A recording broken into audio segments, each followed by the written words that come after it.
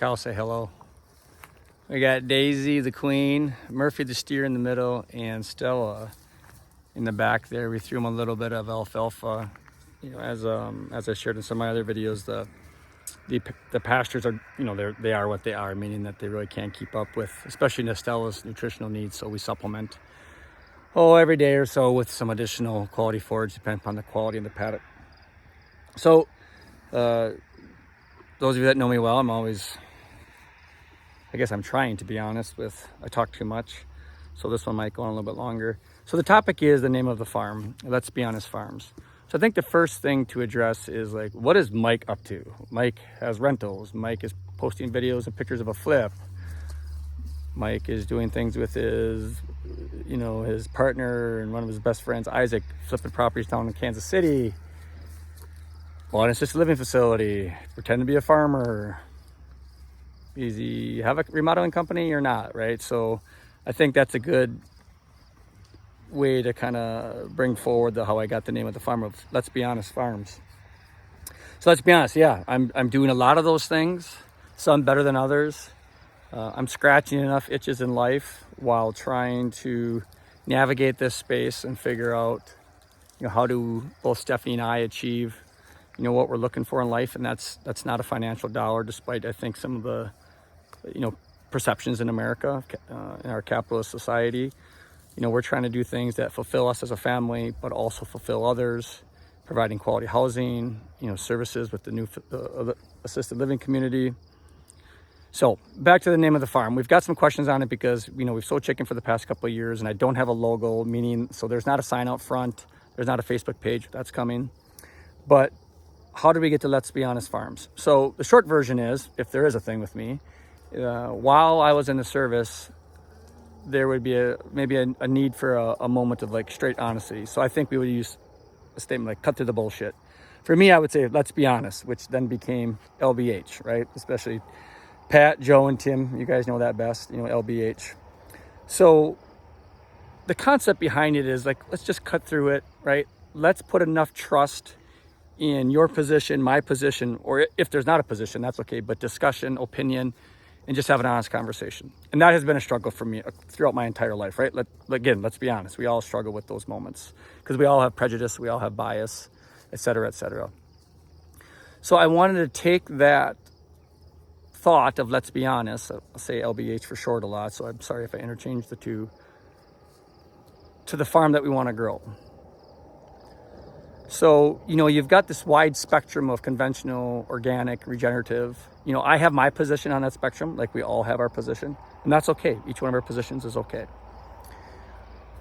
But on every one of those spectrums, the one thing I think people would agree to is everybody's, if they're selling you something, the label doesn't mean what it used to. It's so much of what we know that I can just leave unsaid. So my lane within that agricultural and farming highway, if you will, is, we're not organic certified. We practice organic principles. We are definitely down the wormhole of regenerative and soil health, but I don't have all the answers. I don't claim to be better. But as I tie that name in, Let's Be Honest Farms, is I want you, the consumer, to come to the farm. And when you come in June and the leaves are changing, this isn't the best view. They chose to go over here versus, the awesome sunset that we're having. When you come in June, July, August, the farm is really attractive, sexy, if you will, in regards to that. I'll also host you in March, in January, in February, when it's not so sexy. So, I think it's important as the farmer and provider of potentially your nutritional food is to be honest in that regard. I'm not going to hide behind a picture on a cow in the sunset on a label. It may end up on the label. By the way, I think Daisy Peen would be excellent for the label right now, but her face would be anyway. But the let's be honest conversation of, yep, these are the broiler chickens. They die, more than the Red Rangers. They are genetically bred to grow fast in 8 weeks. And the compromise in all the conversation is they're outside, they're in fresh pasture. Hey, by the way, there's no thing strictly as pasture poultry only. They're omnivores, they need grain, a whole nother conversation there. But we'll have that conversation. We'll have the conversation that actually, as I was thinking coming up here tonight, I was down way back yonder, moving the sheep. I was like, well, where should I take this video? Like looking at something, well, there, thanks a lot, Murph, I appreciate that. Where should I take this video? And I had the thought, man, the flies are on the cows. It's much warmer, much later than it normally would be. And maybe somebody's gonna judge me on the flies. Isn't that the very thing I'm talking about? Let's be honest. Flies follow livestock. So there's mitigation. I'm not gonna give them a insecticide. I actually had a pour on. I didn't put it on them. That's my choice. Whatever, leave it there. And there's some organic methods. Unfortunately, they're not long lasting. Tried those as well. So a key aspect is to keep them moving, right? If you can run some chickens behind, they'll help with some of the larvae, but in the big scheme of things, it's tough, especially when you're bringing them to the same lane, to the same barn. If we could just keep moving them and moving them and moving them and never come back, they'd be less, but they're still gonna follow the animals. So, that very thought on not videoing in front of them tonight shows you that obviously I too suffer from some of the identity we want to put out there. Like how many takes are these YouTubers, homestead, large farming, small farming, or whatever, how many are they taking? How many am I taking to make sure that you see something that would fit your desire to support us, right? Or maybe more important, support the perception, right? So I've babbled too long.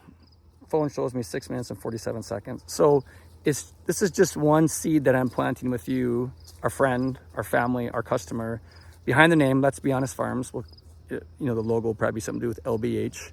And we're going to grow as we go forward the next few years, providing more opportunities for buying additional food from us, as well as our network of other friends and farmers in the area.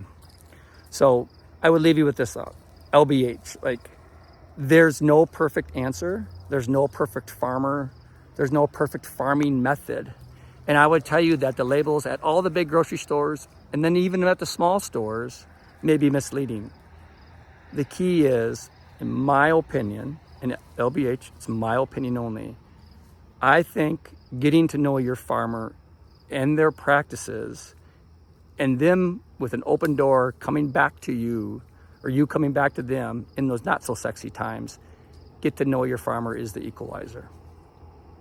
Mike, Let's Be Honest Farms, have a great evening.